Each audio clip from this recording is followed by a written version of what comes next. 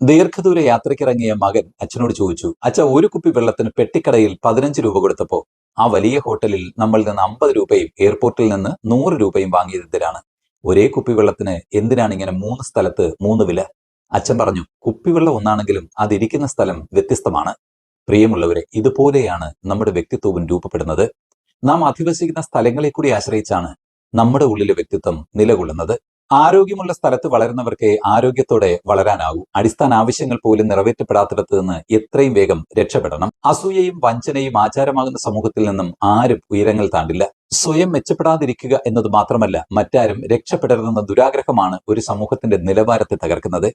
ജനിക്കുന്ന ഇടം ആർക്കും തിരഞ്ഞെടുക്കാനാവില്ല, പക്ഷെ വളരുന്ന ഇടം അവരവരാൽ തിരഞ്ഞെടുക്കണം. പരസ്പരം ആദരിക്കുകയും പ്രോത്സാഹിപ്പിക്കുകയും ചെയ്യുന്നവരുടെ ഇടയിൽ നിന്ന് മാത്രമേ ശ്രേഷ്ഠരായ വ്യക്തികൾ രൂപപ്പെട്ടു വരികയുള്ളൂ. പരസ്പരം വിലയിടിക്കാൻ ശ്രമിക്കുന്നവരുടെ ഇടയിൽ നിന്നും ആരും മുകളിലോട്ട് ഉയരുന്നില്ല. എല്ലാവരും പരസ്പരം വലിച്ച് താഴെയിട്ടുകൊണ്ടേയിരിക്കും.